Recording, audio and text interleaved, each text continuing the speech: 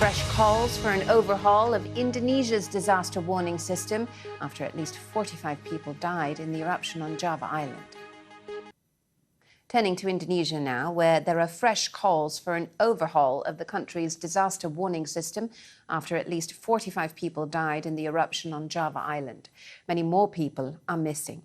The volcano at Mount Semeru spectacularly erupted, ejecting ash, clouds and lava.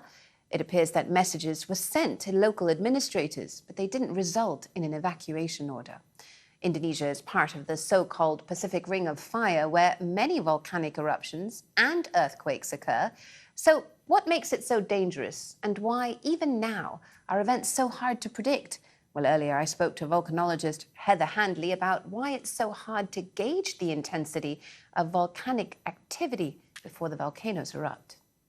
Volcanoes are very dynamic regions on the planet, and so we do have similar techniques to detecting earthquakes. So if you think about magma, this molten rock, moving from deep underground to the surface, it often cracks and breaks those rocks that are brittle, of the Earth's hard crust of the surface. And so we can detect earthquakes. So that's one way that we look for volcanic activity.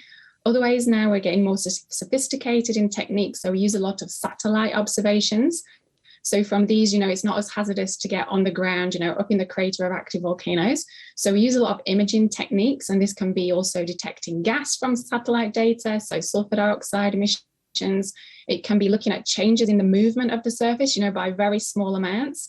And so there is lots of different ways we can look at how volcanoes are changing their behavior. We could monitor the gas on the ground and whether that changes in what it's made of, what's coming out, or its temperature. So there's lots of ways we can track volcanic activity and try to see any changes in activity.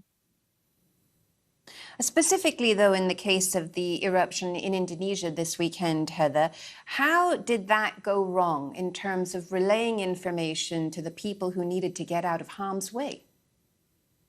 Yes, I'm not too familiar with what the mechanisms of communication were from the authorities, but I know that it was Semeru is a very highly active volcano. So it's been active, in this last phase, it's been active something like 74 of the last 80 years, and it's been active in its current eruption phase since 2014. So they were used to regular, eruptions of a smaller size compared to the one that happened recently that was much bigger.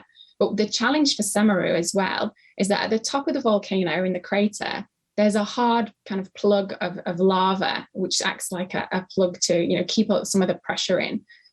And what they think, or they believe, happened to trigger this bigger eruption, this recent one, that ash went a lot higher into the atmosphere. It went like 15 kilometers or 9 miles into the atmosphere and created these deadly pyroclastic flows. Is that it might have been triggered or it was more unstable due to a storm and rain event. And so when you've got these kind of domes of mounds of lava in the craters of these volcanoes, the ones that have lava domes, these can collapse suddenly. And the challenge there is to kind of predict or try to recognize when those changes are going to happen.